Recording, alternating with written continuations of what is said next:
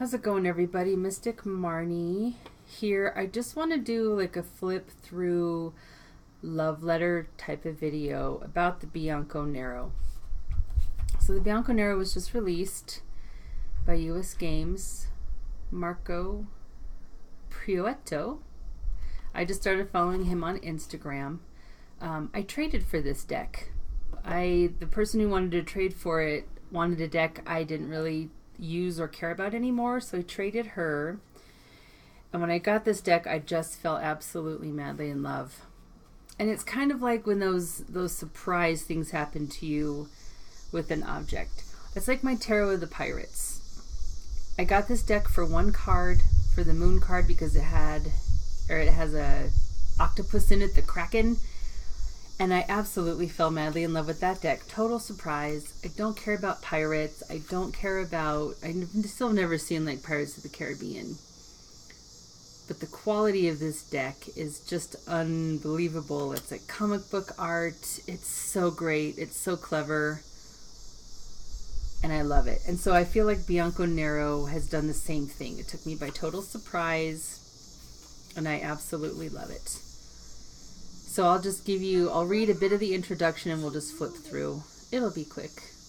The Bianco Nero blends the classic iconography of the Visconti Tarot with the modern illustrations of the Rider-Waite. This deck seeks to stay true to the images, symbolism, and figures used in those popular tarot decks. The cards are hand-drawn black and white ink illustrations on paper.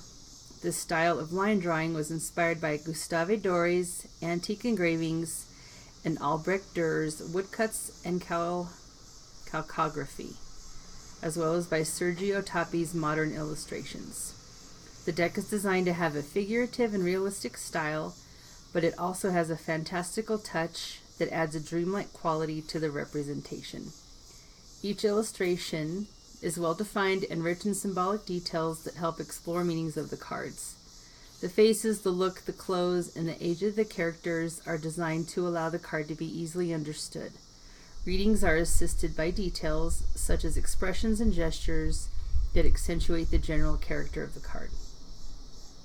Bianco Nero Tarot is the culmination of an artistic path that combines the studies on the human figure, art history, life drawing, and anatomy at the Academy of Fine Arts in Rome, with the study of etching at the School of Art at Metal Making, creative illustrations that seek both to have an artistic value to the functional and be functional in the tarot reading. So that's kind of a little bit of the introduction. That's all I know about the deck.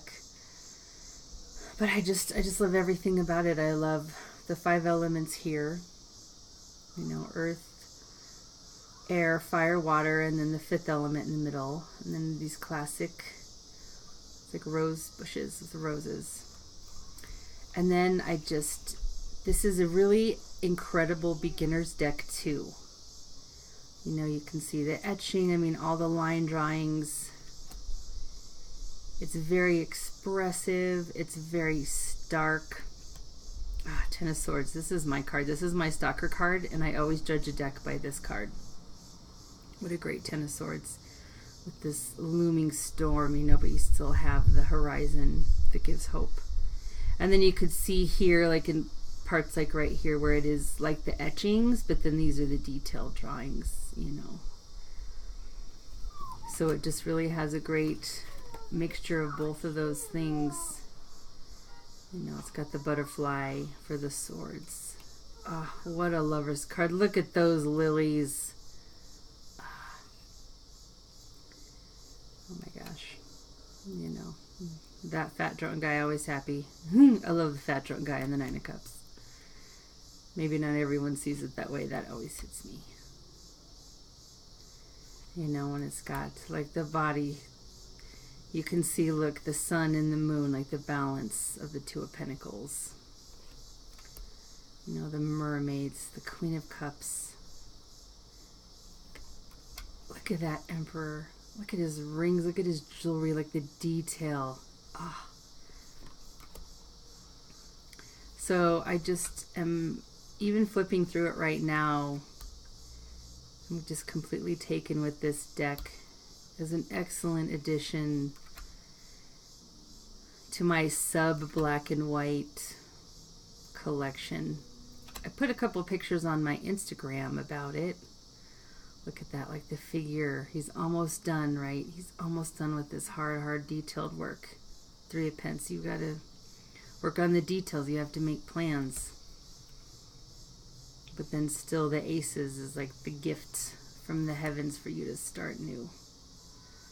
And look, he's got his little hand just petting the lion ever so slightly, and there's still the lizards for the fire. 8 of Wands. I always want more from the 8 of Wands in a Rider-Waite deck. Like what a compelling idea is this card, and then it's just 8 sticks. But who am I? Who am I? The rainbow. Oh, and look at this detailed one. Like, how amazing are these swords? This too, another compelling pip card, you know. The 7 of Swords. Hanged Man, traitor.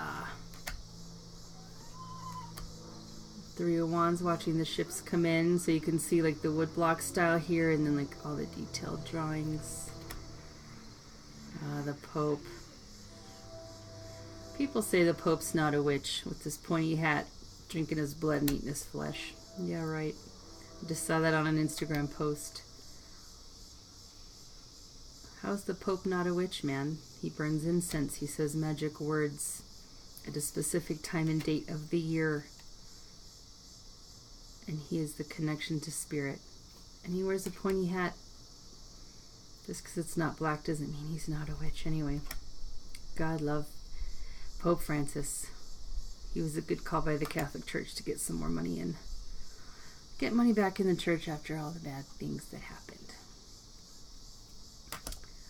Anyway, enough about that. See, look at that. Look at these clouds. The Page of Swords. And then like the fine details in the hilt and the belt and the facial expressions. This truly is a really great beginner's deck. And for me, I mean, like the jewelry, right? The hair, but then the hair is like the woodcut style, and the jewels on the crown or on the throne. Oh, that's a great devil. So, and then the moon, that expression, right? Howling at the moon as you enter the gates of hell to get to your subconscious to see what's really happening. What do those dreams mean? What are you hiding? What are you running from? Just go. 4 of Pence. And see, and then this keeps the Rider-Waite Smith, the Tree of Life, for the 10 of Pence. Oh, the swords adding this fire-like quality, even though it's a sword. And the detail in those hilts. But still romantic, you know, the women are still boobalicious.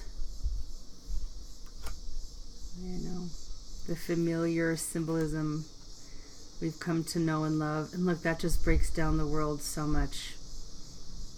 Takes it all the bull and the lion. Oh my gosh. The 6 of Swords. Oh, look at that death card. Look at that scythe. Ah. The romance. The romance. The Hermit, my astrological card. And the face of that sun. I mean, just looking right at you. Everything's going to be okay. And I love the look of the King of Pentacles. That's how you become successful. You just remain serious. And when it's time to celebrate, you just do. See the wood carving style of the robe, and then the fine dry detail. The bowls, the plentiful, plenty. That little fish. I love this card. I love this Temperance card. The flowy nature of the wood cuts plus the water. I mean, oh my gosh.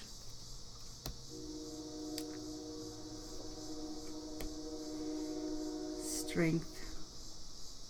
I like it when, I don't know, I like that. And how great is this, the way the shadows play on the High Priestess, like, just know your inner self. And she's got a tiny little cross on, you know, and holding the Torah and the pomegranates. Oh.